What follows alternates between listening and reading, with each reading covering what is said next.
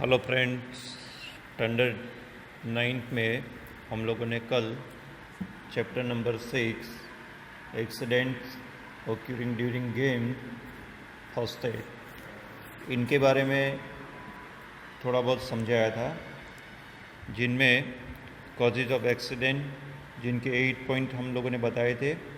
Preparation of ground, equipment used in games, uniform of players, physical contact, perfect knowledge of skills and rules, excessive activities, weathers and sensational unbalance। आज वही chapter हम लोग आगे ले रहे हैं, जिनमें सबसे पहले अब अकस्मात कैसे बचा जाए इनके बारे में हम लोग आज जानकारी प्राप्त करेंगे। तो universally acknowledge remedies of control of accident, आप लोग जानते हैं कि गेम्स में अकस्मात होते ही रहते हैं, लेकिन उसको रोकने का, प्रिवेंट करने का हम प्रयत्न करें तो बहुत अच्छा है अपने लिए। लेकिन ऐसा नहीं होगा तो आगे जाके जो प्लेयर्स है वो अनइंटरेस्टिंग हो जाएंगे और इसका असर इसके परफॉर्मेंस पर जाएगा, वो अच्छा परफॉर्म नहीं कर पाएगा। साथ साथ इंजरी होने से कई बार परमानेंट फिजिकल डिफेक्ट आ जाती है, कई बार डेथ भी हो जाता है। तो ऐसे अकस्मातों को रोकने का प्रयत्न जरूर करना चाहिए। जो स्पोर्ट्स के साथ जुड़े हुए हैं, वैसे प्लेयर्स हो, कोचेज हो, प्लानर्स हो, तो उनको ऐसी इंजरी के बारे में, एक्सीडेंट के बारे में जानकारी होनी चाहिए और भविष्य में ऐसे अकस्मात न हो,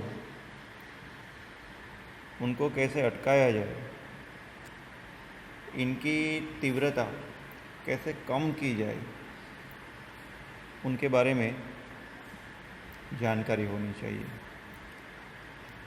इसीलिए अकस्मात को हम दूर करेंगे या इनकी संभावना को कम करेंगे तो हमारे लिए फ़ायदाकारक है। तो कौन कौन से कारण हैं अकस्मातों को या उनकी संभावना को दूर करने के? तो फर्स्ट पॉइंट है कि preparation and maintenance of playground. Playground कैसा होना चाहिए? तो prepare the surface of playground even without pits and pot, not rough, without pebbles and stones, not glossy और स्लीपी इवन व्हेन वेट। गड्ढे नहीं होने चाहिए, कंकर पत्थर नहीं होने चाहिए, और साथ साथ सरफेस लेवल इनका जो है एकदम प्लेन होना चाहिए। दूसरी बात, वाटर में भी स्प्रिंकलर तो नीडेड, जब भी ज़रूरत हो तो आप पानी डाल सकते हैं, रोलरिंग कर सकते हैं, लेकिन ग्राउंड के आसपास फेंसिंग वायर नहीं होने चाहिए, वॉल्स नहीं होनी चाहिए, पिलर्स, ट्रीज़ नहीं होने चाहिए। लिमिट लाइन जहाँ पर है वही इनके पास होते हैं तो वो दूर करने चाहिए। Grass straw of the playground should be kept properly cut and water should be avoided. बारीकाई से इनका निरीक्षण करो कि ग्राउंड कैसा है। छोटे मोटे कुछ गड्ढे हो तो उसको समतल कर दो, कंकर पत्थर हटा दो, ब्रिक्स हो तो उसको दूर कर दो, और परमानेंट ब्रिक्स लगा हुआ है, स्टोन लगा है, पाइप लगे हुए हैं, कोई आयरन के टुकड़े हैं, तो वो प्रॉपरली लगे होने चाहिए, दिखने नहीं चाहिए, बाहर अंदर होने चाहिए जिससे इंजरी ना हो। और मेंटेन करने चाहिए ग्राउंड को प्रॉपरली। एनिमल ग्राउंड में नहीं आने चाहिए, नहीं तो ग्राउंड ख़राब हो सकता है। और साथ साथ यदि प्लेग्राउंड आपका मेंटेन होगा तो एक्सीडेंट बहुत कम होगा। और कई बार दौड़ते दौड़ते गिर जाते हैं, इनका कारण यही होता है कि या तो पत्थर की ठोकर लग जाती है या गड्ढा आ जाता है तो गिर जाते हैं। तो ऐसे बहुत सारे एक्सीडेंट को हम कम कर सकते हैं। तो क्या करना है? Preparation and maintenance of playground. Second point, use of proper equipments. कोई भी गेम्स हो, इसके जो पर्टिकुलर इक्विपमेंट्स यूज़ करते हैं हम लोग, वो स्टैंडर्ड साइज के, स्ट्रॉन्ग, ड्यूरेबल और हाई क्वालिटी के होने चाहिए। Strength and shape of equipments of sports and games like the gymnastic वो प्रॉपर होना चाहिए। आप जो भी चीज़ें सिलेक्ट करते हो, सपोज मैट्स हो जूडो की या रेसलिंग की, वो भी कंप्लीट होनी चाहिए। कई बार क्या होता है कि मैट्स के पास जगह खुली नहीं होती है, तो खुली होनी चाहिए। इसके आसपास कोई बाधा नहीं होनी चाहिए। और ऑर्डिनरी चीप इक्विपमेंट्स में look good economically, but for a player it become a cause for serious accident. इसीलिए सस्ती चीज़ों से दूर न रहना चाहिए। आपको पैसों की दृष्टि से ऐसा लगेगा कि चलो कम पैसों में मिल रही है, लेकिन इससे अकस्मात का कारण हो सकता है। इसीलिए आप जब भी कोई इक्विपमेंट लेते हैं तो स्टैंडर्ड स्ट्रॉन्ग इक्विपमेंट लेना है और अकस्मात से बच सकते हैं। Point number 3, kit of the player. Kit of the player is an important factor for every game. Dress should be of proper cloth, proper size, make so that is may not create any hindrance in adapting skill and various kind of devices of games. Complete size के होने चाहिए, उसकी proper बनावट होनी चाहिए, और अलग अलग अड़चनें जो आती है वो नहीं आनी चाहिए। उनकी किट में प्रॉपर साइज के होगी तो नहीं होगा। लेकिन कई बार क्या होता है कि हम लोगों ने जो बनाया है प्रॉपर किट, उसका बेल्ट प्रॉपर नहीं है, उनमें लगे बक्कल्स जो है वो प्रॉपर नहीं है। या कई बार क्या होता है कि बेल्ट टूट जाता है, बक्कल खुद को ही लग जाता है, तो वो प्रॉपर होने चाहिए। बटन्स प्रॉपर लगे हुए होने चाहिए और खुद को लगे नहीं ऐसे होने चाहिए। कई बार स्टील के बटन होते हैं तो खुद को ही एक्सरसाइज में नुकसान पहुंचाते हैं, ऐसा भी हो सकता है।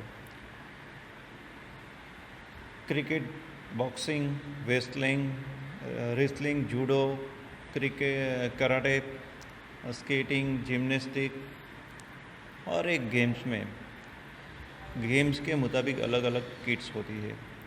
वो किट्स प्रॉपर होनी चाहिए, स्पेशल होनी चाहिए, जो आपको प्रोटेक्ट करे।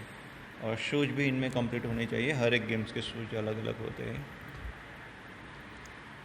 Next, number 4, knowledge of skills and rules of games. हम लोग जानते हैं कि if the player get proficiency over the skill of the game, develop physical competency and take part in games, maintaining his mental balance, then he can take proper decision according to situation. आप में skill है, knowledge है rules का, तो आप सही समय पर प्रॉपर डिसीजन ले सकते हैं, सिचुएशन के मुताबिक डिसीजन लेंगे, जिससे आपका जो परिस्थिति भयजनक बनने वाली थी, सीरियस बनने वाली थी या एक्सीडेंट होने वाला था, उसमें से बच सकते हैं।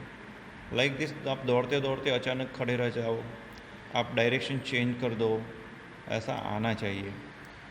नहीं तो क्या होता है कि समझो दौड़ रहे हैं और आपके सामने कोई प्लेयर आ गया है या कोई ऑब्जेक्ट आ गया है और सीधे आप इनको टकरा जाते हैं, खुद इंजर हो जाते हैं, तो तुरंत डायरेक्शन चेंज करने की पोजीशन भी आनी चाहिए।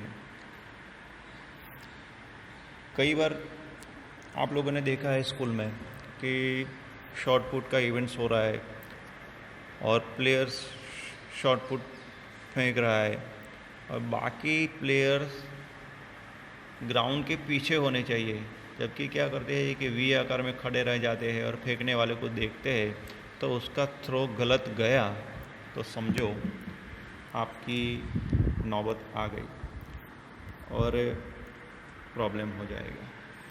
तो इसीलिए प्रॉपर रूल्स आने चाहिए, गेम्स के स्किल आनी चाहिए। Number 5, work according to ability. आप लोग देखते हैं कि अपनी शक्ति के मुताबिक ही कार्य करना चाहिए। The player should put in labour in limit of his ability so that he is not tired much and muscles are not stretch. आप थकेंगे भी नहीं और मसल भी स्ट्रेच नहीं होंगे।